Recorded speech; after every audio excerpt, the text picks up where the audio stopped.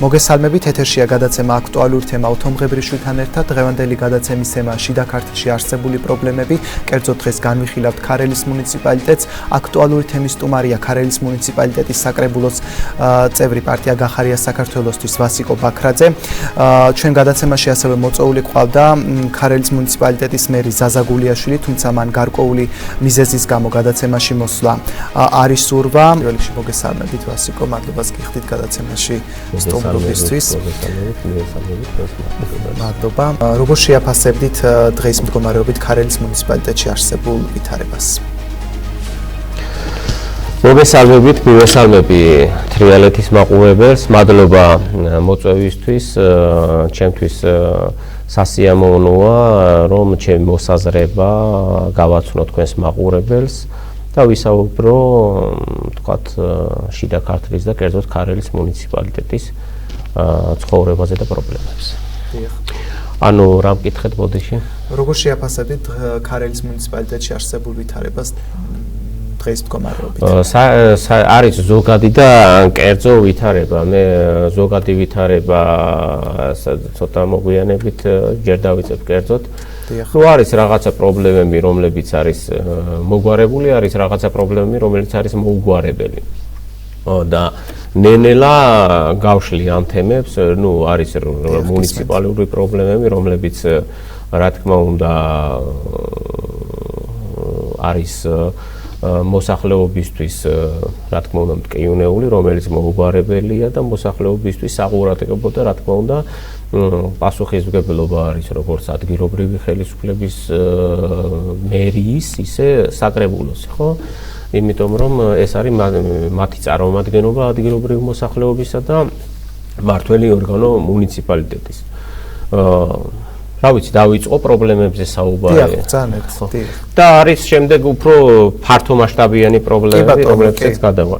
მაგალითად, მოსახლეობა ადგილობრივი, მოსახლეობა ძირითადად დასაქმებული არის სოფლის მეურნეობაში, მაგრამ ეს უფრო ზოგად პრობლემასთან ასოცირდება და შემდეგ უფრო ფართოდ გავშლიან თემას. თუმცა არის აი მოსახლეობა რომ ხდება ძირითადად რა პრობლემებს მაცნობენ და რა პრობლემებზე მეუბნებიან და რა პრობლემის მოგვარება უნდათ.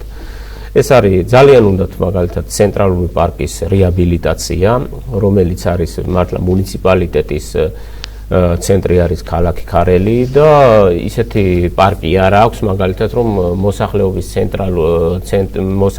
ქალაქის მოსახლეობა მივიდეს, დაისვენოს და მით უმეტეს ზაფხულში ამ სიცხეში და ასე ვთქვათ ამ ვითარებაში გარემო შეიცვალოს და ისარგებლოს ამ ვთქვათ პარკით, იმიტომ რომ არის გაურემონტებელი, არის სამწუხაროდ იქ ნეკერჩხალი და ცაცხვრის ხეები გადაიდგო გახმა, თუმცა ნაძვის ხეები გადარჩა და ამ შემთხვევაში რა თქმა უნდა მარტო მხოლოდ ხეები არ არის, იქ არის უკვე საფეხმავლო გზა, სკამები, თუნდაც ბავშვთა გასართობი, რომელიც არ არის საკმარისი და არ არის ისეთი, როგორც უნდა იყოს, თქვათ, ქალაქისა და მით უმეტეს მუნიციპალიტეტის ცენტრში, იმიტომ რომ შეიძლება ახლო-ახლო სოფლებიდან და არა მარტო ეს არის ცენტრი და ჩამოიყვანონ თუნდაც ბავშვები და განმუხტვის მიზნით ასე ვთქვათ, განიმუხტონ და ისარგებლონ ამ ცენტრალური პარკით, მით უმეტეს მოსახლეობის თუნდაც დამსვენებელი რო ჩამოვიდეს, ეს რა თქმა უნდა მუნიციპალიტეტის განვითარებაში გარკვეულ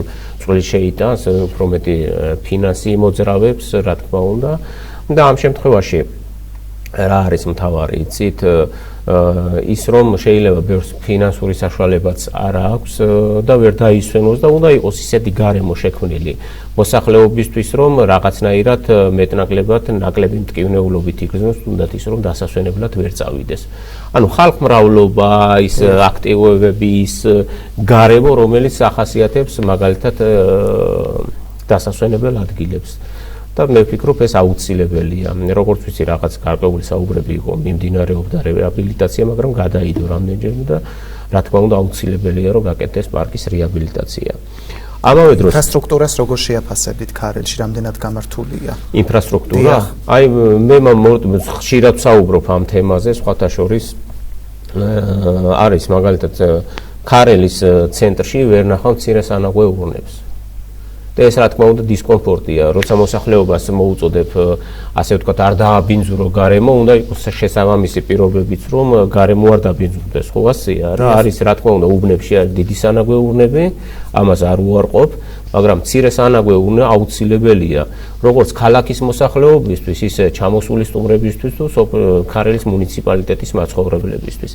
ამავე დროს დამისამართება არ არსებობს, ამასაც წლებია საუბრობ, დამისამართება უბრალოდ რაღაც არ არის, ხო? ელემენტარულად დამისამართება იმიტომ არის საჭირო, რომ როდესაც კონკრეტული ასე ვთქვათ ობიექტზე მისვლა უნდა ადამიანს, არ იცი ზუსტად როგორ მივიდეს, ამავე დროს არის სასტრაფო, რომელსაც მართლა ესეა იმის მეზობლად, ამის მეზობლად და შეიძლება წამებზე იყოს და წუთებზე ადამიანის სიცოცხლე დამოკიდებული და ზუსტად ეს წამები და წუთები იყოს, ან უფრო დაუმძიმდეს რამე კონკრეტული ასე ვთქვათ ჯანმრთელობის პრობლემა, ზუსტად ამ წუთების გამო და ეს აუცილებლად მისახედი და აუცილებლად მოსაგვარებელი პრობლემა სასტრაფო სამედიცინო და ვერ აგნებს მისამართი. არა, ვერ აგნებს როგორ იცი, ანუ მაგალითად აგნებს შეიძლება გაუჭირდეს მიგდება, აი მაგალითად ამ და ამ მისამართზე უნდა მივიდეს, თქვათ წერეთლის ან თუნდაც სააკაძის ან ცაბაძის ამ და ამ ქუჩაზე. ხო და იქ უკვე ამ და ამ ქუჩაზე და ამ და ამ ნომერში და იქ არ არის დამისამართება, არ არის ქუჩაში ნომერი, არ არის კონკრეტულად გზამკვლევი რომ მიხვიდე და ამიტომ უნდა ვარაუდით მიხვიდე, მიახლოებით მიხვიდე, იკითხო იმის მეზობლად, ამის მეზობლად და ეს რა თქმა უნდა დროის ფაქტორია, ხო? ელემენტარულ დისკომფორტს რომ თავი დავანებოთ. არის მაგალითად ელემენტარულად აი მაგალითად ჩადრევანი, რომელიც მოსახლეობა, მე ვიძახი მუნიციპალურ პრობლემებს თვითონ მუნიციპალიტეტის გადასაწყვეტს, თორე რომელიც წლები არ მუშაობს და როგორც რა ვიცი მოვიკითხე, თითქოს უნდა ამუშავებულიყო, მაგრამ არ არის ჯერჯერ კიდევ ესა მწყობრში და არ მუშაობს, ეს რა თქმა უნდა დიდი თანხაა გადახდილი ხო ამ შადრევანში, ამავე დროს მუნიციპალიტეტმა ბავშვებისთვის, მოსახლეობისთვის სასიამოვნოა და რა თქმა უნდა გარემოს ალამაზებს და აკეთილშობილებს და ეს მისაღებია და სასურველია მოსახლეობისთვის. ამასთან ერთად მაგალითად აი აგარაშია ძალიან მტკივნეული საკითხი, ეს არის არ გააჩნია აგარა სამხელა დასახლებას, დაბა არის, ამავე დროს მიმდებარე თქვენატკოცა და მიმდებარე სოფლები სარგებლობენ ამ სარკინიგზო სადგურით, არ არის სადგური ელემენტარულად. არის ღია სადგური, ხო და როგორც ვიცი ეს სადგური მეფის რუსეთის დროს აშენდა, შემდეგ არ შეიძლებოდა მისი დანგრევა, დაინგრა, როგორც კულტურული ძეგლი, ყოველ შემთხვევაში აუცილებელი არ არის კონკრეტულ ხო ხდებით რა, როცა ძველი საუკუნეებით, საუკუნეზე მეტი თარიღი ხდება, რაღაცა უკვე რესტავრაცია საჭირო და ამას თავი დავანებოთ, აღარავინ ჩივის იმას, რაღაცა ელემენტარული პატარა სადგური უნდა აშენდეს, რომ სიცივის დროს, ყინვის დროს, ან თუნდაც ძლიერი ქარის ან ძლიერი წვიმის დროს, ხო? ან ღამე როცა უწევს მოსახლეობას განსაკუთრებით ზამთარში მოცდა, ხო, მატარებელზე, უნდა იყოს ელემენტარული გარემო აგარის და ქვენატყუცის და მიმდებარე სოფლებისთვის შექმნილი, რომ ისარგებლონ ამ რკინიგზის სადგური და აუცილებელია ეს, რომ აღდგეს და მოგვარდეს ეს პრობლემა. აი საღოლაშენში მაგალითად სტადიონზე არ არის აი ბალახი ამოდის და არის ესეთი პრობლემები არის მაგალითად აი ავიღოთ ავტოქარხნის დასახლებაში ერთ-ერთი საერთო ბინის წინ არ მუშაობს ონკანი და რატომღაც ვერ დაადგა საშველი რომ პრინციპულად მაინც არ მოდის იქ წყალი და მაინც უნდათ რომ იქ დააყენონ სოჩიკი მაგალითად ხო ხდებით აი რაღაც უცნაური პრობლემებია. ამავე დროს მე ვიტყვი იმას, რომ მე ვფიქრობ და სხვა უამრავი მაგალითად ბაღებთან მისასვლელი გზები ძალიან ბევრ სოფელში არის ძალიან გაფუჭებული და მაგალითად მათ შორის ქარელში ეხლა რაღაცა გრეიდერი და ის მეტნაკლებად ცდილობს რომ გააკეთოს, მაგრამ ჩემი აზრით ეს არ არის საკმაოდ ცოტა აი უფრო მეტი ხრეში და ასე შემდეგ უნდა რომ არ ჩაიფლოს მანქანა და ელემენტარულად ძლიერი წვიმის დროს ან გადაუღებელი წვიმების დროს შეეძლოთ მოსავლის გამოტანა მოსახლეობას და შეეძლოთ ელემენტარულად სარგებლობა საკუთარ ბაღებით, ხო და მისასვლელი არ იყოს მაინც და მაინც საჭირო მძიმე მისასვლელად არ იყოს მაინც და მაინც მძიმე ტექნიკა. მე რას ვიტყვი იცი ოთო კიდე ანუ ერთ-ერთი მთავარი ჩემი აზრით რაც არის მუნიციპალიტეტს უნდა ჰქონდეს თავისი განვითარების გეგმა. აი არის მაგალითად რაღაცა საკრებულოში ჩემოდიან ხშირად წინადადებით რაღაცა კონკრეტული მიწის იჯარით გაცემა ან ასე შემდეგ ან ასე შემდეგ. ჩემი აზრით აუცილებელია მუნიციპალიტეტში მოფიქრებული იყოს არაერთხელ გადავსვი ეს საკითხი საკრებულოზე, აი კონკრეტულად აი ამ იჯარის თხოვნით რომ შემოდიოდნენ და ასე შემდეგ. რა პლუსები გაგვაჩნია? როგორ შეიძლება განვითარდეს მუნიციპალიტეტი? ტურიზმის კუთხით ავიღოთ, აგროსექტორის კუთხით ავიღოთ თუ რაღაცა და ამ შემთხვევაში თუნდაც ეს მიწების დაგირავება, გაყიდვა თუ ასე შემდეგ, აი ამ მიმართულება მიეცეს რომ მუნიციპალიტეტში ესე ორგანიზებულად და გააზრებულად გაჩნდეს სამუშაო ადგილები და რაღაცნაირად მუნიციპალიტეტმა შეასრულოს შეძლებისდაგვარად წამყვანი როლი რომ განვითარდეს კონკრეტული სექტორი თუნდაც ტურიზმის სექტორი იქნება სასტუმრო იქნება თუ სხვა მომსახურების ცენტრები მაგალითად რომ მოემსახურება გიდი და ასე შემდეგ და განვითარდეს მუნიციპალიტეტი მეტნაკლებად რაც უფრო მეტი დასაქმებული იქნება ამ სფეროში ხო მით უფრო მეტი ფული იტრიალებს მუნიციპალიტეტში და მით უფრო მეტად განვითარდება სხვა სექტორებიც ასე ვთქვათ ამავე დროს აგროსექტორი ძალიან მნიშვნელოვანია თუ დარწმუნებული იყავით რომ ქარელის მუნიციპალიტეტში ყველაზე არ გამოვრიცხავ გორზე მეტი და საერთოდ მარნეულზე და ყველაზე მეტი პროდუქტი იწარმოებდეს სოფლის მეურნეობის მე გულისხმობ ბოსტნეურს და ხილს. აი თქვენ აგარა ახსენეთ უკაცრავად. აგარის შაქრის ქარხანა დღეს რას ასრულებს? მუშაობს. აგარის შაქრის ქარხანაზეც მინდოდა ორი სიტყვით თქვა, იყო ერთი პერიოდი შეფერხებები, ეს ძალიან მნიშვნელოვანი ქარხანაა, ჩემი აზრით, იმიტომ რომ ეს თავის დროზე როცა აშენდა, მე ვიცი რომ გათვლილი იყო ამიერკავკასიის მომარაგებაზე. ეხლა არის გამოწვევები ხშირად რომ თქვათ სხვა ქვეყნიდან შემოსული საექსპორტო შაქარი შეიძლება იგივე ღირდეს რაც აქ თვითღირებულება უჯდებათ. აქაც სახელმწიფოს ფიქრობ რაღაც სუბსიდირების როლი უნდა ჰქონდეს, იმიტომ რომ ბევრია დასაქმებული და ამავე დროს ეს შაქრის ქარხანა არის ძალიან მნიშვნელოვანი როგორც ჩვენი მუნიციპალიტეტისთვის, ისე ჩვენი ქვეყნისთვის.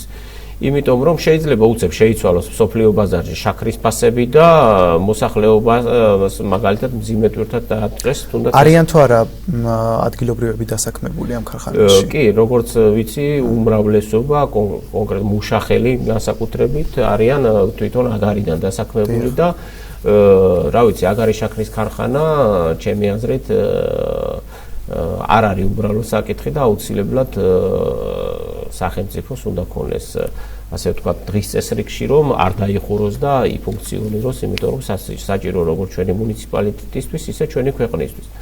სოციალურ პროგრამებზე ვიტყვი ორ სიტყვას. მე ვიქნები ობიექტური, ჩვენი მუნიციპალიტეტის სოციალური პროგრამები მაინც უпростоრად ცუდი არ არის. და ბევრ მუნიციპალიტეტისაც ჯობია. თუმცა არის საკითხები, რომელიც საკითხებიც ვფიქრობ გადასახედია. მაგალითად, ავიღოთ ერთჯერადად ხდება, თუმცა 40% და მართლა არის 40% ნორმალურია თანადაფინანსება, აი მაგალითად ცენტრალური ასე ვთქვათ დაზღვევა თუ თუნდაც პენსიონერზე რასაც არ აფინანსებს, შემდეგ უკვე ადგილობრივი ბიუჯეტი აფინანსებს და აი ერთ-ერთ მაგალითს მოვიყვან. მაგალითად ავიღოთ სიმსივნე. სიმსივნე როდესაც აქვს ადამიანს ამ შემთხვევაში ხდება რა? ავიღოთ ქიმია, სხივები და ასე შემდეგ. ამ შემთხვევაში არის კომპიუტერული ტომოგრაფიები. გამიგე? კომპიუტერული ტომოგრაფია სჭირდება სადღაც 800 ან თუ უფრო ფართო თუ არის 1500 ლარი. ეს არ ფინანსდება ხშირ შემთხვევაში. ხვდები? ხო, მაგრამ რა თქმა უნდა, სივები ფინანსდება, ეს ძალიან დადებითია ცენტრალურიდან, მე არ ვიქნები ობიექტური და არ ვიქნები მიკერძოებული. სხივები ფინანსდება, ქიმია ფინანსდება, მაგრამ არის რაღაცები, რაც არ ფინანსდება. ამ შემთხვევაში მუნიციპალიტეტის იმას რა ქვია, მუნიციპალიტეტი უფრო მეტად უნდა შეწუხდეს. ამ შემთხვევაში და ამ კონკრეტულ შემთხვევაში მინიმუმ ორჯერადად უნდა იყოს დაფინანსება სიმსივნეს გულისხმობ, იმიტომ რომ წელიწადში პირველ 2 წელიწადს გინდაც გაუჩენონ სიმსივნე ან ოპერაციით ან სხივები და ქიმიით, საჭიროა ყოველ 3 თვეში ერთხელ კვლევა. ყოველ სამთვეში ერთხელ კვლევა როცა ჭირდება, მარტო ტრანსპორტირება ავიღოთ რა უჯდება პენსიონერს განსაკუთრებით, რომელსაც 350 ლარი აქვს ხელფასი. ხელფასი კი არა პენსია ბონდიში, ან 450 გაჩნია ასაკს როგორც. ამ შემთხვევაში წარმოიდგინეთ, რომ ტრანსპორტირებასთან ერთად მაინც უწევს რაღაც დონის თანადაფინანსება. ხო ხდებით? თუ საჭიროა ეს კომპიუტერული ტომოგრაფია, შემდეგ არის კონტრასტით და რა ვიცი, ძალიან ესეთი ღრმად შევიდეთ ამ საკითხებში და შეიძლება ვერ გაართვას პენსიონერმა თავი მიუხედავად სოლიდური თანადაფინანსებისა. მაინც შეიძლება ვერ გაართვას თავი და ეს გადასახედია და რა თქმა უნდა, ჩვენ რადგან ჩვენ მუნიციპალიტეტის წარმომადგენლები ვართ აქ მესმის რომ ფუფუნება ყველაფერი დაუფინანსო, მაგრამ როდესაც ასეთი სპეციფიკური საკითხებია, ავიღოთ აი ასეთი ხშირი კონტროლი რო სჭირდება ავადმყოფს, განსაკუთრებით პენსიონერს, ვფიქრობ ორჯერადი დაფინანსება აუცილებელია. აი ესეთი საკითხებია. მე ვფიქრობ კიდევ აი რა ვიცი, მე ვფიქრობ ახალგაზრდული და საგანმანათლებლო სფეროში უფრო მასშტაბური და უფრო ასე ვთქვათ დიდი ღონისძიებები და მეტი ღონისძიებებია საჭირო, რომ ახალგაზრდები უფრო განვითარდნენ, უფრო მეტად გაიცნონ ერთმანეთი, უფრო მეტად დაკავდნენ და რა თქმა უნდა, უფრო მეტად განვითარებული თაობა ჩვენი მუნიციპალიტეტისთვის და ჩვენი ქვეყნისთვის ძალიან მნიშვნელოვანია. მე ასე ვფიქრობ და აქაც გადასახედია, აუცილებელია ესე მოცოცხლდეს და ასე ვთქვათ რაღაცა სერიოზული პროგრამები იყოს. თუნდაც ადგილობრივი და არ ვიძახი მაინც ცენტრალურ ან რეგიონალური მასშტაბით. თუმცა რაღაცა ლიდერი ფუნქცია შეგვიძლია რომ გქონდეს ამ კუთხით. ვასიკო, როგორ შეაფასებდით მმართველი გუნდის მუშაობას ქარელის მუნიციპალიტეტში ბოლო წლებში? მე აი როგორ შევაფასებდი, როგორ გითხრათ, არის საკითხები ვერ უარყოფ, რომ აკეთებენ საქმეს, ახლა ეგ იქნება ნუ ინფრასტრუქტურული კუთხით უფრო და რაღაცა, მაგრამ არის საკითხები, როცა ვფიქრობ, რომ აი თუნდაც რაც ჩამოვთვალე, ეს არ არის ნაკლებად მნიშვნელოვანი საკითხები, ინფრასტრუქტურა აბარ არის, თუნდაც მოსაცდელები არის, გასარემონტებელი მოსახლეობა რო იმაშვება, იცდის, თუნდაც ცენტრალური პარკი, აქ არის სადგური კი არ ეკუთვნის ადგილობრივს, მაგრამ შეგვიძლია ჩვენ წერილობით მივმართოთ ვისაც ამის ფუნქცია აქვს და ვისაც ევალება სანაგვეუნები, ელემენტარულია მცირე სანაგვეუნები არის იქ კონკრეტულად აი განახლებული რეგიონის ფარგლებში ზოგან დარაბები არის იგება, ეხლაც უნდა მივიდე ერთ ადამიანთან მთხოვა რომ და ამავე დროს სადრენაჟე სისტემა გაუმართავად და უმონტაჟეს, ეს მისახედია, ხო ხდებით რა. და მისამართებაზე კიდე ლაპარაკი ზედმეტია, ახლა ელემენტარულია ქალაქში, რომ და მისამართება არ არსებობს და არის საკითხები, რომლებსაც ნუ რა თქმა უნდა არის დადებითი, არის უარყოფითი და არის ეს კატასტროფული ახლა. ელემენტარულია ჯიბით ხო არ ატარებ ნაგავს, აი მარტივ რაღაცას მოგიყვან მაგალითს, ხო? და თუნდაც ეს სოციალურ პროგრამებში, რა თქმა უნდა, არ შეიძლება ერთ კონტექსტში არის დაავადება, რომელსაც უფრო მეტი ფინანსები სჭირდება, უფრო მეტი ყურადღება სჭირდება და შეიძლება ასე დაიყოს და დანაწილდეს, რასაც უფრო მეტი ყურადღება და რასაც უფრო მეტი ფინანსები და რასაც უფრო მეტი კონტროლი სჭირდება ჯანმრთელობისა, უფრო საჭიროა. ელემენტარულ მაგალითს მოგიყვანთ. აი შეგიძლიათ აქვე ვფიქროთ, რომ 350 ან 450 ლარი პენსიონერი, ყველაზე მოწყვლადი ჯგუფი ეს არის, ხო? პენსიონერი არის ადამიანი, რომელსაც ყველაზე მეტად აწუხებს დაავადებები, ხო? ასაკის მიხედვით და ასე შემდეგ და ასე შემდეგ. როგორ შეიძლება პენსიონერს ეყოს ელემენტარულად 350 ან 450 ლარი, ავიღოთ გადასახადები, ყვება და ძალიან ბევრი წამალი ჭირდება. ექიმთან ვიზიტი ჭირდება. არის კი ბატონო ოჯახის ექიმი უფასო, მაგრამ არის კიდევ ბევრი სერვისი, რომელიც ფასიანია, ხო? კონკრეტულად რაღაცის და მაგალითად ქარელის მუნიციპალიტეტში შეიძლება არ იყოს საკმარისი და უნდა წავიდეს თბილისში კონკრეტული პენსიონერი და თბილისშია საჭირო მისი ვიზიტი. ამ შემთხვევაში რა ქნას? აი მართლა მაინტერესებს, აი კითხვას გისვავთ, როგორც ადამიანს, აი თქვათ აქვს 350 ან 450 ლარი და ექიმთან ვიზიტი გის 130 ლარი. გზა, სამწუხარო რეალობა. გზა უკვე ნახევარი პენსია მან უნდა გაითვალისწინოს თუ მეტი არა, ხო? კი. იქ წამალს რო გამოუწერს, რა ქნას ამ ადამიანმა? მე მაგალითად შევსწრები ვართ აფთიაქში რომ უკითხავს პენსიონერს გამაყუჩებელი და რაღაც წამალი და თანხა არ ქონია და თავჩაღუნული გამობრუნებულა. ეს რეალობაა. და აქედან გამომდინარე ქარელში არის გაჭიროება. ქარელში არის საკმაოდ ბევრ ადამიანს უჭირს, შემიძლია ამათ გითხრათ, საკმაოდ ბევრ ადამიანს უჭირს, საკმაოდ ბევრი ადამიანი არის ასე ვთქვათ ღარიბი, საკმაოდ ბევრი ადამიანი არის ღატაკი. თუმცა ზუსტად ამიტომ ვამბობ რომ ეს შეიძლება სოციალურად დაუცველი იყოს ასეთი ასე ისე, მაგრამ გეუბნებით სოციალურ პროგრამებში ვიქნები ობიექტური, შეიძლება სხვა მუნიციპალიტეტებს ჯობია, შეიძლება ჩვენი პროგრამა, ნუ ყველას არა, მაგრამ არიან, მაგრამ არის რაღაც საკითხები გადასახედი, რომელიც აუცილებლად უნდა ასე ვთქვათ რომელსაც აუცილებლად აი ბიუჯეტის ხარჯვა რამდენად გამჭვირვალეა მოსახლეობისთვის? ბიუჯეტის ხარჯვაც რაც შეეხება, მარტივად გეტყვით მე მაგალითად რომ მომითხოვია, მიმიღია პასუხი მაგალითად საწვავი რამდენია, მაგრამ მაინც უფრო დაწვრილმანებულად არა, მაგრამ ხო, კანონმდებლობით, მაგრამ აი თვითონ მოქალაქეს ჩემთვის არასდროს უთქვამს, მაგრამ ერთ-ერთი დეპუტატმა თუ არ ვწდები თქვა რომ თუმცა რამდენად ასე ვთქვათ ობიექტური იყო და რამდენად სიმართლეს შეესაბამება ვერ გეტყვით რომ ვერ ვიგებ წერილებზე პასუხს, მაგრამ ეს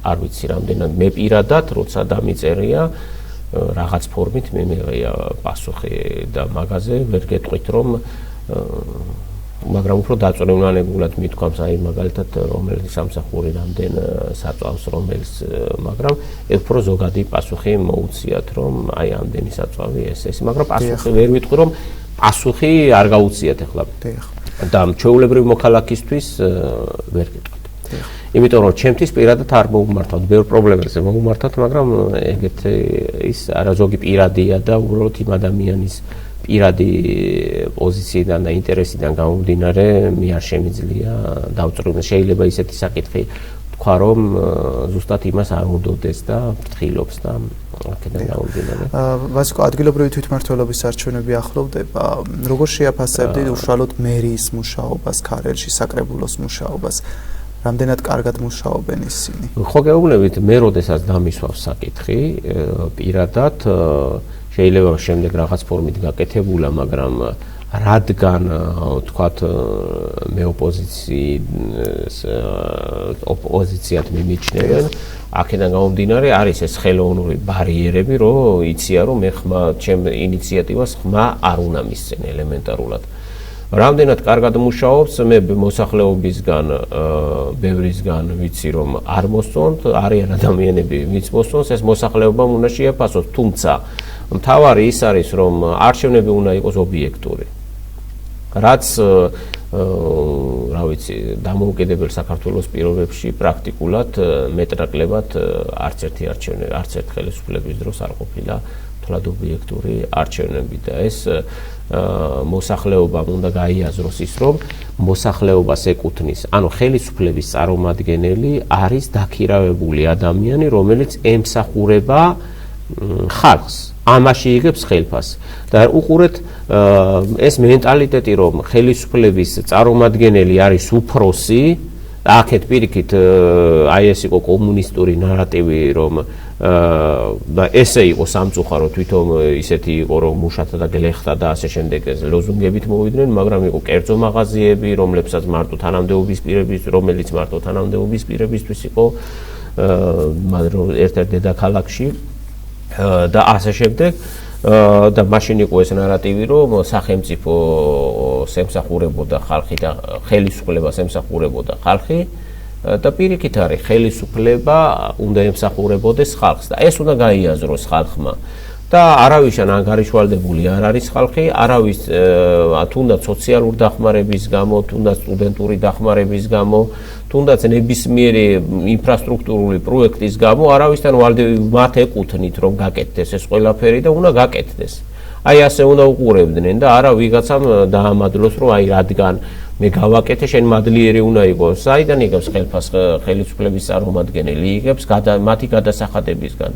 გადასახადები ფიქრობს რომ მაინც და მაინც გადასახადი ირიბად გაზის ფულს რომ იხდის, დენის ფულს რომ იხდის, აქედან შედის ბიუჯეტში გადასახადი, თუნდაც საწავს რო ყიდულობს, აქედან შედის და აი იქიდან იღებს ხელფასს ეს მოსახლეობა და ეს ხელისუფლების წარმომადგენელი და იქიდან უკეთებს თუნდაც ამ პროექტებს და ანუ მათი ფულით კეთდება ძირითადად, ხო? თუნდაც საქართველოს სატრანზიტო გზით რომ მოძრაობენ, საქართველოს ხელისუფლების წყარო ხო ხალხია და ხელისუფლება ანუ საქართველოს რეალურად ეკუთვნის ქართულ ხალხს. აი ეს არის. ხო და აქედან გამომდინარე, მე ვფიქრობ რომ მე მაგალითად უფრო მეც ვფიქრობ რომ უფრო მეტის გაკეთება შეიძლება. უფრო მეტის გაკეთება შეიძლება. დარწმუნებული ვარ, აი უფრო ბევრად მეტის გაკეთება შეიძლება. თუ კეთდება, გაცილებით მეტის გაკეთება შეიძლება. მე აი მაგალითად ვხედავ რომ შეიძლება და მე ჩემი ხედვით ბევრად მეც გავაკეთებდი. ესე ვფიქრობ. თუმცა იმასაც ვერ ვიტყვი რომ აი თლადესია და არ კეთდება, მაგრამ მე ვფიქრობ რომ ბევრად მეც გავაკეთებდი. და რატომ არ აკეთებენ აი რა უშლით ხელს? არ ვიცი. ეგ მათ უნდა კითხოთ. მე გეუბნებით მე რაც წინადადება შემიტანია არც ერთ მარტო რაღაცა გადაცემაში ბატონი ზაზაგულიაშვილი ქარელის მე თუმცა გარკვეული მიზეზის გამო ის არ მოვიდა გადაცემაში. რა ვიცი კითხეთ მას მე არ ვიცი. მე არ მეკითხავს ოთარ მე კიდე აუცილებლად შევეხები შეიძლება მოკლედ ეგ პიროვნულია შეიძლება ეცალა შეიძლება არ ეცალა რა ვიცი ეგ უკვე მართლა მისი გადასაწყვეტი იყო ნუ ვერაფერს ვერ შეფასებას ვერ მიცემ ამ კუთხით გულწრფელად გეუბნები აი სოფლის მეურნეობა არის ჩვენი მუნიციპალიტეტისთვის ძალიან საკვანძო საკითხი იცით რატომ უდიდესი უმრავლესობა 70 თუ არა 60% ამ სფეროთი სარგებლობს და ბოლო შარშანდელი წელი იყო ძალიან კატასტროფული წელი და ძირითადი ტკივილი არის ამ მოსახლეობის გლეხობის და ფერმერების ნუ ამ ყინვებმაც და ასია ყინვებს თავი დავანებოთ ანუ ყველაზე მთავარია გასაღების ბაზარი გასაღების ბაზარი იმიტომ რომ ექსპორტზე აღარ არის საუბარი ადგილობრივი ბაზარი მოკლედ ადგილობრივ ბაზარზე კონკურენციას უწევს რუსეთის, თურქეთის, ირანის,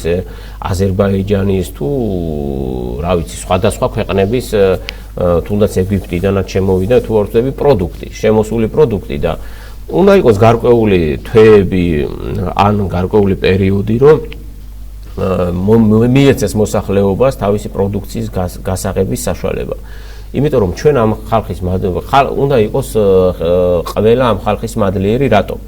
იმიტომ რომ ქმნის დოვლადს, ასაქმებს ან თვითდასაქმებულია გლეხი, ან ფერმერი ასაქმებს ძალიან ბევრ ადამიანს და ამავე დროს ამ ადამიანებს რომ ხელფასს აძლევს პარალელურად თვითონაც ამ ფერმერულ მეურნეობას დამოკიდებული აგრომაღაზიები, სადაც არის დასაქმებული ხალხი, ბანკებიც ძირითადად აგროკრედიტებზე მუშაობენ და აი ამ ხელას სისტემა ხო დამოკიდებული თუნდაც აწავს ძალიან დიდ რაოდენობას, ნახევარს თუ არა 40-50% მაინც ზუსტად სოფლის მეურნეობის საჭიროებისთვის მოიხმარს მოსახლეობა დამოკიდებული ამათ გამართულ მუშაობაზე და ბევრმა თავი დაანება ამ სფეროს, იმიტომ რომ უკან წავიდეს საქმე.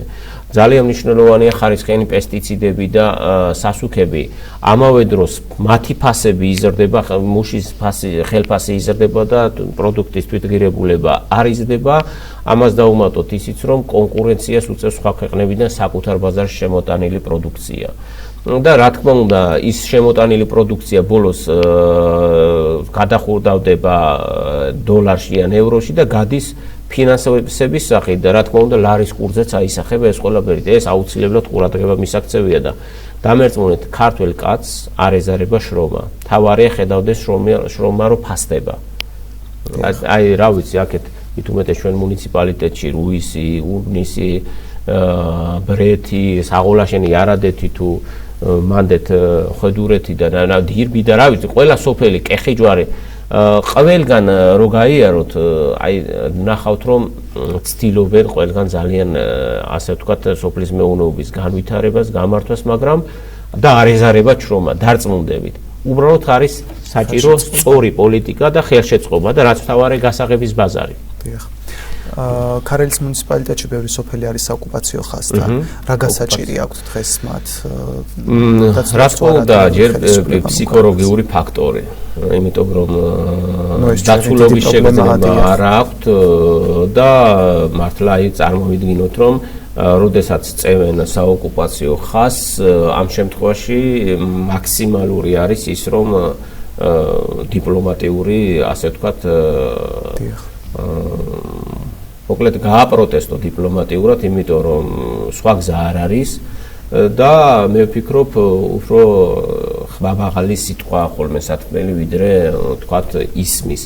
თუნდაც ავიღოთ ახლა მარტივი მაგალითი, ადამიანი მოკლეს სულ 1 წლისი, თუ არ ვცდები, საოკუპაციო ხაზს მიღმა და ვინ არის დამნაშავე, სად არის დამნაშავე და ვინ დაისაჯა, ხო, ელემენტარულია და ეს უკვე ყველა კითხვაზე პასუხი. ამავე დროს შეიძლება ადამიანმა დაამუშავოს მიწა და უცებ მოუნდეთ გადმოწიოს საოკუპაციო ხაზი და ამის შრომა და ასე ვთქვათ ღვაწლი წყალში ჩაიყაროს და რა თქმა უნდა უძრავი ქონება წაართვა.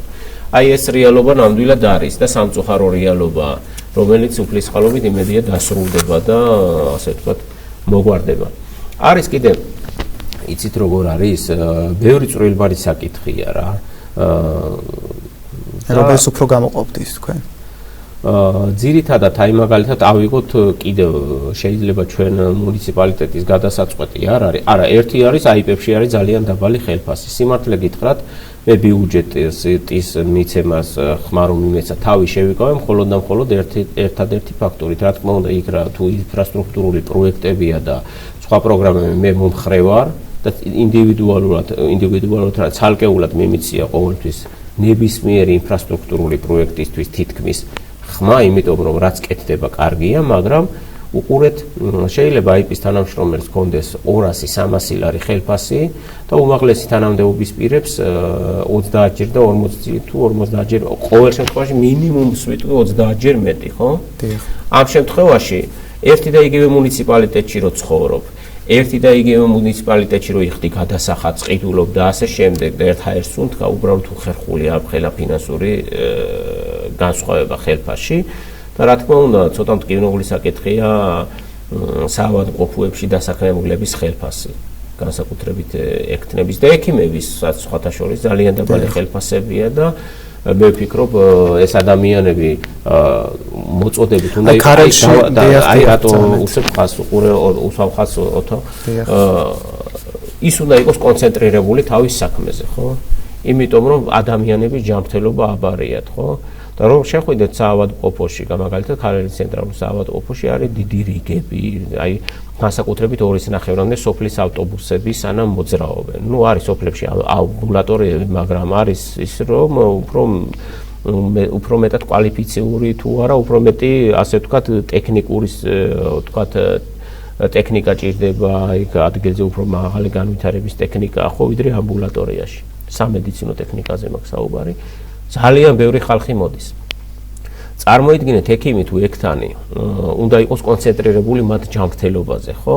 არ უნდა ჰქონდეს მინიმუმ იმის საფიქრალი, რომ ხელფასი როგორ იმყოფინოს გადასახადებში, კვებაში და ასე შემდეგ და უნდა იყოს კონცენტრირებული თავის საქმეზე და ასეთი დაბალი ხელფასები, რა თქმა უნდა, ძალიან ცუდად აისახება ამ ადამიანების ფსიქოლოგიურ მდგომარეობაზე. აი ამის თქმა შემიძლია რომ თუნდაც საავადმყოფოებში არის მართალია ჩვენი სფერო არ არის ადგილობრივი თვითმმართველობის, მაგრამ ხო, თუმცა მუნიციპალიტეტშია და რა თქმა უნდა ეს საკითხი მტკივნეულია. დაახლოებით რამდენია მექთანის ამასყაურება? ორი კლინიკა ქარეში. ორი კლინიკა თავიდან იყო თუ არ ვცდები ექიმისა 360 ლარი და ექთნისა კიდე მაგის ნახევარი თუ რაღაც არც და ეხლა ცოტა მოიმატა, მაგრამ არასაკმარისი, ეხლა ზუსტად არ ვიცი რამდენი მოიმატა, მაგრამ როგორც ვიცი კანონიც მიიღეს რაღაცა რომ მინიმალური არ უნდა იყოს, მაგრამ თუნდაც ექთნის 400 და 300-იც რო იყოს, თუნდაც 500 არ არის საკმარისი და მეთანხმებით, არ ვიცი, შეიძლება დიდათაც არ მოიმატა, მაგრამ ერთი წლის ქარელში კადრი, აი მარტი მაგალითს მოგიყვანთ, შეიძლება კადრი უჭირს მოსახლეობას და იძულებულია იმუშაოს ამ დაბალანაზღაურებად სამსახურებში, მაგრამ უყურეთ რა ხდება. აი თქვათ მაგალითს მოგიყვან, როდესაც ადამიანს უკეთესი პირობები, უკეთესი ხელფასი შეიძლება შესთავაზო, რა თქმა უნდა წავა უკეთეს სამსახურში, ხო? და შეიძლება პროფესიით ექიმიანებთან იყოს და იძულებული იყოს თუნდაც პროფესია შეიცვალოს და სხვაგან დასაქმდეს, ან ემიგრანტი გახდეს, ძალიან დიდი პრობლემაა თუნდაც ემიგრაცია საქართველოში, განსაკუთრებით ჩვენ მუნიციპალიტეტში, ყოველი მეორე ოჯახიდან ემიგრანტია. ყოველი მეორე ოჯახიდან ემიგრანტია და ძირითადად არის ემიგრანტი ახალგაზრდა, საშუალო ასაკის ადამიანები, რომლებმაც უნდა შექმნან დოვლათი. და რომლებმაც უნდა ასე ვთქვათ ქვეყანა განავითარონ და სამწუხარო ის არის რომ ქვეყანას ანვითარებენ სხვა ქვეყნებს, თუმცა მადლობა მათ რომ თავისი შრომით ქართულ დოვლათსაც ქმნიან, იმიტომ რომ აგზავნიან ოჯახებში, ხო, და ბევრი ოჯახი მათით არსებობს და ქართულ ეკონომიკას სიმართლე გითხრათ ძალიან დიდ დახმარებას უწევს მათი გზავნილები. ხო და აი არის ისეთი და ბოლო-ბოლო ესე თუ გაგრძელდა ძალიან ცუდ ნიშნულამდე მივა ჩვენი ეთნიკური და ეროვნული მდგომარეობა უახლოეს მომავალში და ძალიან საყურადღებო საკითხი და ფაქტორია ეს ყველაფერი. ახალგაზრდებისთვის თუ არის სამსახურები ქარელში, სტუდენტებისთვის მაგალითად? აი სიმართლე რომ გითხრათ, ბევრმა სტუდენტმა მითხრა რომ მინდოდა და ვერ დავსაქმდი. ნორმალური სამსახური და ძირეულად და წვრილმანები არ უთქვამთ. ხო და არის როგორც საჯარო სექტორში თქვა სამუშაო ადგილები, მაგრამ რამდენად ობიექტურად ხდება. მე მინდოდა ერთი პერიოდი შესარჩევი კომისია რო არჩევს კადრებს დავსწრებოდი ამ კომისიას, მაგრამ მომიწია მაგ დროს ისეთი საქმეები მქონდა პირადი ოჯახური, რომ ვერ მოახერხე, საქართველოშიც არ ვიმყოფებოდი ერთი პერიოდი და უფრო კომპეტენტურ პასუხს გაგცემდით, თუმცა ახალგაზრდობა მეუბნება რომ უნდოდა და ვერ დასაქმდა, ასევე კერძო სექტორში ახლა არის ქარელში ბანკები, მარკეტები და რესტორნები და ასე შემდეგ, ხო, მაგრამ ახალგაზრდას, რომელსაც პროფესიული ნიშნით განვითარება უნდა, ან უნდა სასამართლო, ან უნდა ძალოვან სტრუქტურებში, ან უნდა საჯარო სექტორში და აი დანარჩენი პროფესიული ნიშნით ან ბანკებში შეიძლება ეკონომიკური ნიშნით ვისაც უნდა განვითარება. რა ბარიერებია ის საჯარო სექტორში? მეც ბევრი მსმენია სტუდენტი ვარ და ვერ საქმდებიან. აი უყურეთ რა ხდება. იყო შესარჩევი კონკურსები, იყო ტესტირებები, შემდეგ გასაუბრება. თუმცა გასაუბრებაზე რამდენად ობიექტურად ხდება და რამდენად ანუ თქვათ რა კრიტერიუმი ხარ განათლება შეინიშნება ნეპოტიზმის ფაქტებიც. ჩივიან ამას კონკრეტულად რომ გითხრა კონკრეტულ აი ამ ადამიანზე ცოტა რთულია, მაგრამ თუნდაც ვიღაცაზე ყურმოყრით ვიცოდე, ეხლა მაინც ძნელია, მით უმეტეს თქვათ შეიძლება სულაც არ იყოს ასე და იმ ადამიანის თვისაც მეუღებელია, ხო და არ შეიძლება, თუმცა გეუბნებით უთქვამთ ახალგაზრდებს რომ მე მინდოდა დასაქმება, მინდოდა ჩემ მუნიციპალიტეტში ასე ვთქვათ მემუშავა, მაგრამ ვერ შევძელი და იძულებული გავხდი ვთქვათ სხვაგან მეძებნა სამსახური. ასეთები არიან, თუმცა მე არ გამოვრიცხავ, არანაირად არ გამოვრიცხავ, იმიტომ რომ საერთოდ იმ კომისია, ანუ უყურეთ უფრო გამჭვირვალე უნდა იყოს და ამისთვის თუ მოვიცალე, აუცილებლად ვიტყვი.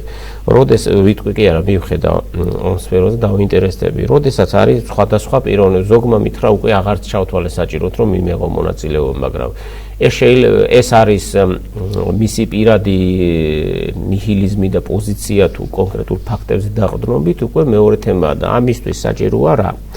უყურეთ კონკრეტულ სამსახურში რა კრიტერიუმები, რა მოთხოვნებია, და როდესაც მიდის ის ადამიანი რა განათლება აქვს, რა გამოცდილება აქვს, ხო ხდებით და შემდეგ ვინ იქნა შერჩეული ამ კონკრეტულ და ადვილი გასაშიფრია ეს ყველაფერი და ადვილი გამოსაცნობია და კონკრეტულად რამე კავშირები ხომ არ აქვს კონკრეტულ თანამდებობის პირებთან. მარტივია. ხო და აქედან გამომდინარე მე დავინტერესდი ერთი პერიოდი მაგ თემით, მაგრამ როგორც გითხარით პირადი ოჯახური ასე ვთქვათ საქმე მქონდა და ვერ მოვიცალე, თუმცა რომ მომეცალა უფრო კომპეტენტურ და სწორ პასუხს გაგცემდით. და ეს ხმები რომ არის და ეს ასე ვთქვათ კითხვა რო ისმევა, ეს შემიძლია კითხვა. ტენდერები რამდენად გამჭვირვალედ ტარდება ქარელის მუნიციპალიტეტში? ხომ შეიძლება როგორც ვიცი, რამდენიმე კომპანია ძირითადად იგებს ამ ტენდერებს, თუმცა რო ჩავღრმავდე და გითხრათ რომ გამჭვირვალეა ან არ არის გამჭვირვალე, ნუ ერთია ის რომ ძირითადად რატო იგებს რამდენიმე კომპანია, თუმცა რომ გითხრათ რომ მაინც და მაინც რაღაცა კონკრეტული ასე ვთქვათ კორუფციული ფაქტები დავიწყო დასახელება, გამიჭირდება, თუმცა იმის თქმა შემიძლია რომ არის კომპანიები რამდენიმე, რომელიც ხშირად იგებენ ტენდერებს და ეს ხდება სუბიექტური ფაქტორით თუ ობიექტური ფაქტორით, ეს უკვე ცალკე ძიების საგანია. მაგის თქმა შემიძლია. ვასიკო, მე მინდა ერთი ინფორმაციაც გაგაცნო, რომელიც რადიო მოზაიკამ, უბრალოდ სააგენტო მოზაიკამ გამოაქვეყნა. მინერალური რესურსების ეროვნულმა სააგენტომ ქარელისა და ხაშურის მუნიციპალიტეტში ოქროს მოპოვების ლიცენზია ელექტრონული აუქციონის საშუალებით გაყიდა. კონკრეტულად კი ლიცენზია ეხება მდინარე ძამის მადნიან ველზე, ასევე ღართას უბანზე ოქროს და პოლიმეტალური საბადოს შესწავლა მოპოვებას. აღნიშნული ლიცენზია სააქციო საზოგადოება Goldsept საქართველოს მინერალური რესურსების სააგენტოსგან გარკვეულ თანხად იყიდა. ელექტრონული აუქციონი, რომელთაც კომპანიამ ლიცენზია იყიდა 2021 წელს შედგა, თუმცა როგორც მინერალური რესურსების ეროვნული სააგენტოს ანგარიშიდან ირკვევა, Goldsept საქართველოს ლიცენზია 2024 წლის 12 აგვისტოდან შევიდა ძალაში. აღნიშნული ლიცენზია 30 წლიანია და მას ვადა 2051 წლის აგვისტოში ეწურება. სააქციო საზოგადოებას Goldsept საქართველოს მართავს სამეთვალყურეო საბჭო, რომლის შემადგენლობაშიც არიან ისრაელისა და რუსეთის მოქალაქეები. კომპანიის გენერალური დირექტორი ზურაბ ქუთათელიას ერთ-ერთი ბიზნეს პარტნიორი ქართული ოცნების შემომწირველია. ქუთელია ფლობს საერთო გეოლოგიური კომპანიას, რომლის 50%-ს ფლობელი ჯონდო შუბითიძეა. მან ქართულ ოცნებას 2020-2023 წლებში ჯამში 180,000 ლარი გადაურიცხა. პირველ რიგში მაქვს თქვენთან კითხვა. როდესაც ოქროს მოპოვება დაიწყება, თქვენი აზრით, შეექმნება თუ არა საფრთხე, ძამის ხეობა არის უნიკალური ხეობა. შეექმნება თუ არა საფრთხე და რამდენად იქნება იმ სტანდარტები დაცული ძამის ხეობაში ოქროს მოპოვების? პირველ რიგში გეტყვით იმას, რომ ჯერ კიდევ ბავშვობაში მსმენია, რომ შვანო ქვია, მან თითქოს არის ოქროს წიაღისეული. შემდეგ თუ არ ვცდები, თუ სწორად მახსოვს, ოქროს წიაღისეულით არა, მაგრამ შვანოს გეოგრაფიული მდგომარეობა იმდენად მისაღები იყო, რომ სამთო კურორტის განვითარება და სათხილამურო კურორტის განვითარების თითქოს კანადელები დაინტერესდნენ, მაგრამ შემდეგ რეალიზებული არ იქნა ეს ყველაფერი. აი ბაკურიანზე თითქოს არის ოთოვლიო, როგორც ვიცი, და უფრო მალე მოდის და უფრო გვიანდნება. ალპური ზონა სხვათა შორის და უნდათ სათხილამურო და მზად იყვნენ, თუ არ ვცდები 9 მილიარდი ჩაედოთ. მაგრამ რამდენად რეალური ეს ხმები დადიოდა, ანუ იმის თქმა მინდა, რომ თვითონ ეგ ადგილი გეოგრაფიულადაც ძალიან საინტერესოა. რაც შეეხება იმას, რომ აქ უნდა დაიდოს პირველ რიგში დასკვნა, გააფუჭებს თუ არა გარემოს, აი ეს წიაღისეულის მოპოვება, რაც რით სარგებლობს ქვეყანა, ხო, ერთი რიც ისარგებლებს ქვეყანა რომ მოიპოვებენ ოქროს, რამდენად მისაღებია რომ ეს მადანი მიიღონ და ეს ლითონი და ისარგებლოს ქვეყანამ და ისარგებლოს მუნიციპალიტეტმა. ხო? და რა თქმა უნდა, სარგებელში იგულისხმება, რამდენად არ დაზიანდება და რამდენად დაზღვეული იქნება ზუსტად ეს უნიკალური ხეობა, ძამის ხეობა არ დაბინძურდეს. და ამავე დროს ყურადსაღებია ის ფაქტორი, რომ ამ წიაღისეულის მოპოვებაში აი რუსეთის მოქალაქეები რამდენად სანდო არიან და რა კავშირები აქვთ რუსეთის ასე ვთქვათ ხელისუფლებასთან, რომლებიც ნეგატიურად არიან საქართველოს და ქართული ხალხის მიმართ განწყობილები და ამ შემთხვევაში აი ეს დასაწონია, გასააზრებელია და რა თქმა უნდა პირველ რიგში ის არის გასათვალისწინებული, რით ისარგებლეს ჩვენი ქვეყანა საქართველო და რით ისარგებლებს ჩვენი მუნიციპალიტეტი. და როგორ არ დაზიანდება და პირიქით როგორ ასე ვთქვათ დაცული იქნება ძამის ხეობა და ჩვენი მუნიციპალიტეტი. ეს მოსაკლევის საკითხია, კარგად შესასწავლის საკითხია და კარგად გასააზრებელი საკითხია. შეიძლება თუ არა რომ კორუფციული გარიგებებიც იყოს ამაში? მე არაფერს არ გამოურიცხავ, თუმცა იმის მტკიცებაც შეუძლებელია, თუ ფაქტი ხელში არ იჭირავს, არის თუ არა ეს გარიგება, მაგრამ მე არაფერს არ გამოურიცხავ, სიმართლე რომ გითხრა, თუმცა არც ვამტკიცებ, რომ ასე, იმიტომ რომ არ ვიცი კონკრეტულად აქ რა ხდება, როგორ ხდება და რამდენად, ანუ თავარი არის მაგალითად მუნიციპალიტეტისთვის და ქვეყნისთვის ეს წიაღისეული არის მოთხოვნადი, ოქრო რა თქმა უნდა მოთხოვნადია და რამდენად ისარგებლებს მუნიციპალიტეტი და რამდენად ისარგებლებს ქვეყანა და ამ შემთხვევაში თუ სარგებელი არის არაადეკვატური, უკვე რა თქმა უნდა კითხვის ნიშნები ლოგიკურია და გაჩნდება კითხვის ნიშნები, რომ ხომ არ არის კორუფციული გარიგება. ეს არის გეუბნებით გასააზრებელი შესასწავლი და რა თქმა უნდა ის სარგებელი თუ იქნება არაადეკვატური, რომელიც ექნება ქვეყანას და მუნიციპალიტეტს, უკვე შეიძლება საფუძვლიანი ეჭვი წარმოიშვას. დიახ. და ბოლო კითხვა მაქვს თქვენთან. თქვენ ბრძანდებით პარტია გახარია საქართველოსთვის წევრი. როგორ შეაფასებდით დღეს პოლიტიკურ ვითარებას საქართველოში? გუშინ ვიხილეთ რომ დაიჭირეს. სიმართლე გითხრათ, გაკვირვებული ვარ. მე არ მსიამოვნებს ხო რა თქმა უნდა ახლა ლელოს როდესაც პოლიტიკური ლიდერების დაკავება ხდება, ქვეყნის იმიჯზე რა თქმა უნდა უარყოფითად აისახება, მით უმეტეს ჩვენი ერის მიზანი არის და სურვილია რომ გავწევრიანდეთ ევროკავშირში და ეს რა თქმა უნდა დადებითი შედეგის მომტანი არ იქნება და უარყოფითად აისახება ჩვენი ქვეყნის სამომავლო პერსპექტივაზე და ევროკავშირში გაწევრიანებაზე ამ ეტაპზე რა თქმა უნდა ასეთ პირობებში რომ პოლიტიკურ ლიდერებს იჭერ ლაპარაკი ზედმეტია, თუ მაგალითად დანაშაული აქვს ჩადენილი შეიძლება თუნდაც ჯარი იმ სიტყვაზე რა ქვეყნის ინტერესებიდან გამომდინარე და თუნდაც რა ვიცი გირაო თუ ასე შემდეგ ჯარიბა თქვა და რა თქმა უნდა უარყოფითად აისახება ქვეყნის იმიჯზე როგორც ამერიკასთან ისე ევროპასთან ურთიერთობებში და რა თქმა უნდა ჩვენმა ერმა გამოხატა ნება რომ იყოს ევროკავშირის წევრი და ეს ერისნების ბასთან წინააღმდეგობაში მოვა თუ ევროკავშირთან შეფერხდება გაწევრიანება და რა თქმა უნდა ისიც ყურადღება მისაქცევია რომ ჩვენი პარტიის ლიდერი რომელიც აი მარტივ მაგალითს მოვიყვა თუ კი შეიძლება სხვის დისტანციური ჩართვა რატომ არ შეიძლება კანონი თუ თანაბარია ყველასთვის რო ჩაერთოს თუ ჩვენ ხო გვინდა კითხვებზე პასუხები მივიღოთ ჩორჩანასთან დაკავშირებით და ჩვეულებრივად ხო დისტანციურად რატომ არ შეიძლება ტექნიკა იმ დონეზეა განვითარებული რომ ჩვეულებრივად მაყურებელი ვერც კი გაიგებს და მოსახლეობა ჩართვით არის თუ ანუ მე გულისხმობ პასუხებით რა საერთოდ მისთვის განსხვავება არ იქნება დისტანციურად ჩაერთვება თუ იქიჯდება კომისიაზე ამ შემთხვევაში ჩვენი ლიდერი მე ვიძახი ბატონ გიორგიზე ამ შემთხვევაში რა თქმა უნდა ესეც კითხვის ნიშნები ჩნდება სერიოზული და არის პირდაპირ იბადება კითხვა რომ არის კონკრეტულად ინტერესი მისი დაკავების და ესეც რა თქმა უნდა უარყოფითად აისახება ეს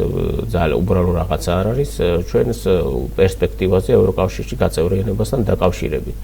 და რა თქმა უნდა ეს კიდევ ქვეყნისთვის ძალიან ასე ვთქვათ ინტერესი იმხელა ასე ვთქვათ სახელმწიფოებრივი და ესეთი ძალიან ყურადღება მისაქცევია და რა ვიცი მე როგორც ვიცი რაღაც სიუჟეტს უყურე რომ თვითონ მოსოფლის მოსახლეობა არაფასებს უარყოფითად ამ საგუშაგოს გახსნას და მე ვფიქრობ ესე თუნდაც ესე იყოს ესე საჯარო და ასე ვთქვათ არ უნდა იყოს იმიტომ რომ არის სარგებლონ საჯარო განხილვის საგანი არ უნდა იყოს და თუ საჯარო განხილვის საგანია კი ბატონო დისტანციურადაც შეიძლება და ამის განხილვა არის სარგებლოს ჩვენმა ოკუპანტმა ასე ვთქვათ ხო და მოკლედ მარტივად ვიტყვი რომ ყველაფერი რაც კი კეთდება ჩვენ ქვეყანაში უნდა იყოს ხელისუფლების წყარო ხალხია ჩვენი კონსტიტუცია ხო ამას გვეუბნება ამ ამას გამოხატავს არჩევნების და რეფერენდუმის გზით ხო ფაქტია რომ 60 ანუ ჩვენი კონსტიტუციის კონკრეტულად კონსტიტუცია ხო განსაზღვრავს და ცალსახად არის ჩაწერილი რომ რეფერენდუმის გზით ხალხმა აირჩია ევროკავშირში გაწევრიანება და პარტნიორად აირჩია ევროკავშირი და ამერიკა ხო და ნებისმიერი დაბიჯი რომელიც მათთან ურთიერთობას ასე ვთქვათ ხელ შეუშლის და ევროკავშირში გაწევრიანებას ხალხის ნების საწინააღმდეგოა და რა თქმა უნდა ეს დამაფიქრებელი. გამოცხადდება თუ არა ბატონი გიორგი კომისიაზე თქვენ რას ფიქრობთ? ეს მისი გადასაწყვეტი მე არ ვიცი, ის შეაფასებს არსებულ გარემოს რეალობას და რამდენად ასე ვთქვი, ჩემი აზრით, რამდენად ნამდვილად არ მაქვს ეს ინფორმაცია და საიდან უნდა მქონდეს მისი გადასაწყვეტია, ჩემი აზრით ალბათ აწოდაწონის რამდენად ასე ვთქვათ დაინტერესებულია რეალურად კომისია და თუ აზრი აქვს მის გამოცხადებას და თუ საერთოდ არ არის კონკრეტული ინტერესი და კონკრეტული ასე ვთქვათ ინტერესი რომ დააკავონ და არა რეალური ინტერესი რომ რა მოხდა ელემენტარულად და აქ კითხვის ნიშანი რა თქმა უნდა გაჩნდება, როდესაც დისტანციურად უარსეუბნები ადამიანს. რა თქმა უნდა, თქვათ გათიშა მიკროფონი, როგორც ვიცი, ეს არგუმენტი იყო. აი თუ გათიშა და თუ არ ჩაგერთო და თუ ხარვეზი შეიქმნა, მე დაუძახე მაშინ, რომ ესე ვერ ხერხდება. შეიძლება თეატროლოგიანიც ამბობდა, რომ შეიძლება ხმაც გააყალბოს და არ უნდა ხო ეხლა ეგ მისი პასუხისმგებლობის საკითხია, მე ბატონ გიორგისა რომ გააყალბებს თუ არა. ალბათ AI ტექნოლოგიებს გამოიყენებს. ეგ უკვე თავის თავზე იღებს რომ იქ რომ ჩაერთვება და გასცემს პასუხებს უკვე თვითონ იღებს თავის თავზე რომ პასუხისმგებელია ამ პასუხებით ასე ვთქვათ და აი ეს არის რა რეალობა. დიახ. რამდენად აქვს თქვენ პარტიას გამარჯვების შანსი ქარელში? არჩევნებს გულისხმობთ ჯერ როგორც ვიცი გადაწყვეტილი არ არის ბოლომდე მით უმეტეს ამ ვითარებაში ცოტა რთულია ეხლა თუ მეიღებთ მონაწილეობას დიდი ალბათობით უფრო კი მაგრამ აი გადაწყვეტილად ცოტა რთულია მით უმეტეს ამ ვითარებაში რაც თუ არა მხარდამჭერები კი რა თქმა უნდა გვყავს მხარდამჭერები და უშუალოდ ბევრი აფიქსირებს ამას მეუბნება თუმცა მეორეა აი რამდენად ობიექტურად ჩატარდება არჩევნები ამას დიდი მნიშვნელობა აქვს და საფუძველი იმისა რომ არ ჩატარდეს ობიექტურად ფიქრობ არსებობს და მოსახლა არ არის ჩემი ეს სიტყვები უცხო არავისთვის დარწმუნებული ვარ თუმცა მარტივად გეტყვით უკვე მტკიცებით ფორმაში შეგიძლია თქვა როდესაც ჩატარდება თუმცა ფსიქოლოგიური ფონი მოსახლეობაში რა თქმა უნდა აი მარტივ მაგალითს მოგიყვან როდესაც ასახელებ მაჟორიტარს როდესაც ეუბნები კომისიის წევრს ავითარებაში ის წნეხის ქვეშ არის შეიძლება სულ არ დაგთანხმდეს შეიძლება თუნდაც კომისიაზე რო დაინახავს თქვათ რამე დარღვევა ვერ დააფიქსიროს ისე მყისიერად ხისტად და პრინციპულად როგორც საჭიროა იმიტომ რომ ხონდეს შიშის განცდა და ესეც უკვე რა ვიცი ჩემი აზრით ყურადსაღებია თუმცა შედეგი არის შემიძლია თქვა იმის შემდეგ, რომ ჩატარდეს ობიექტურად არჩევნები და მიეცეს თანაბარი გარემო ყველა პარტიას და რა ვიცი, იქნება ასე. კი ბატონო. ჩვენი გადაცემის ფორმატი დღეს იყო ქარელის მუნიციპალიტეტი და მისი პრობლემები, თუმცა პოლიტიკურ საკითხებსაც შევეხეთ. ბოლოს რომ შევაჯამოთ, რას ეტყოდით ქარელის მუნიციპალიტეტში მცხოვრებ მოსახლეობას? ქარელის მუნიციპალიტეტში მცხოვრებ მოსახლეობას პირველ რიგში ვეტყოდი, რომ ჩვენ ვართ საქართველოს ცენტრი და გული, ჩვენ აუცილებლად ასე ვთქვათ, მტკიცედ უნდა ვიყოთ და ასე ვთქვათ, არ გავაკეთოთ მიგრაცია როგორც ქარელის სოფლებიდან და ქარელიდან როგორც შიდა, ისე რა თქმა უნდა ემიგრაცია თუ უკიდურესი საჭიროება არ არის და სამწუხაროდ ბევრისთვის არის ესეთი უკიდურესი საჭიროება. ამავე დროს მადლობა იმისთვის, რომ მხარი დამიჭირეს მე და მენდო გარკვეული ნაწილი და მენდო რომ ყოფილიყავი მათი ხმა და გამეჟღერებინა მათი ხმა საკრებულოში ადგილობრივი თვითმმართველობის ორგანოში და მე ღმერთმა იცის და გულწრფელი ვარ მათთან რაც შემეძლო გავაკეთე, რაც შემეძლო გავაჟღერე მათი პრობლემები, ნუ იყო წყლის პრობლემები გრაფიკით, დნისა თუ რაღაც რაზეც მეკავშირდებოდნენ, მე მოვითხოვე კიდევაც უშუალოდ პასუხისმგებელი პირებიც მოსულიყვნენ საკრებულოზე და ნუ ყველა საკითხი რაც საჭირო იყო შეძლების დაბარად გავაჟღერე და რაც მთავარია მადლობა იმისთვის რომ ქმნიან დოვლათს საქართველოში რაც იქნება დოვლათი ბოსნეული თუ ხილი და სოფლის მეურნეობა ძალიან დიდი წამყვარი როლი უჭირავთ ქარელის მუნიციპალიტეტის მოსახლეობას და არ ნებდებიან და მაინც ჯიუტად ცდილობენ რომ არ დაანებონ ამ სფეროს თავი, მართალია არიან ადამიანები, ვინც დაანებეს თავი, მაგრამ მაინც ცდილობენ უყვართ თავის საქმე, არ ეზარებათ და უბრალოდ ხელშეწყობაა საჭირო რომ აი მათ ელემენტარული საკუთარი პროდუქტის გასაღების საშუალება მიეცეთ და მეტი მათ მართლა არაფერი სჭირდებათ. არ ეზარებათ შრომა და პირიქით აქეთ მადლობლები უნდა ვიყოთ და პირველ რიგში სახელმწიფო უნდა იყოს მადლობელი რომ ასაქმებენ ადამიანებს ქმნიან დოვლათს და ბოლო-ბოლო მათი შრომის შედეგია ზუსტად რომ აი წარმოიდგინეთ რომ არა წარმოონ ლარის კურსიც კი აისახება და ამიტომ მადლობა და მე ვიტყოდი კიდევ ერთს რაც მთავარია გახსოვდეთ რომ ხელისუფლების წარმომადგენელი არის ადამიანი ვინც პირდაპირ ვისაც კანონი პირდაპირ ავალებს რომ არის თქვენი მსახური და უნდა გემსახუროთ თქვენ იმიტომ რომ მათი ხელფასი არის პირდაპირ თქვენი გადასახადებიდან შეკრებული ფინანსები თანხა და რაც კი კეთდება ინფრასტრუქტურული თუ პროექტები თუ სხვა კეთდება თქვენი გადასახადებიდან აკრეფილი თანხით და რა თქმა უნდა ხელისუფლების წარმომადგენელი ვალდებულია გემსახუროთ თქვენ და არა თქვენ ემსახუროთ ხელისუფლების წარმომადგენლებს. აი ეს არის მთავარი და ეს გახსოვდეთ და ნუ ჩათვლით მურავისთან ვალდებულად თავს, ვალდებული არის ხელისუფლების წარმომადგენელი რომ არის, ზუსტად იმიტომ იღებენ ხელფასს, რომ გემსახუროთ თქვენ. კარგად დაფიქრდით, კარგად გაანალიზეთ, რომ მთელი მთავარი ასე ვთქვათ წყარო ხელისუფლებისა ხართ თქვენ და მუნიციპალიტეტი ეკუთვნის ქარელის მუნიციპალიტეტის მოსახლეობას და საქართველოს ეკუთვნის საქართველოს მოსახლეობას და ქართველ ხალხს. მადლობა ამ შრომისთვის, რომელსაც ეწევით, მართლა გამორჩეულად შრომის მოყვარია და დიდი დოვლათი წარმოებს ქარელის მუნიციპალიტეტში და ეს აუცილებლად უნდა უფასდებოდეთ მათ. კი ბატონო, დიდი მადლობა მინდა გადაგიხადოთ გადაცემაში სტუმრობისთვის. აქტუალური თემის სტუმარი იყო ქარელის მუნიციპალიტეტის საკრებულოს წევრი გახარია საქართველოსთვის ვასიკო ბაქრაძე. გადაცემა ამით დასრულებულია. მაყურებელს კი მშვიდობიან საღამოს უსურებ. შევხვდებით პარასკევს 20 საათზე აქტუალური თემებითა და სტუმრებით.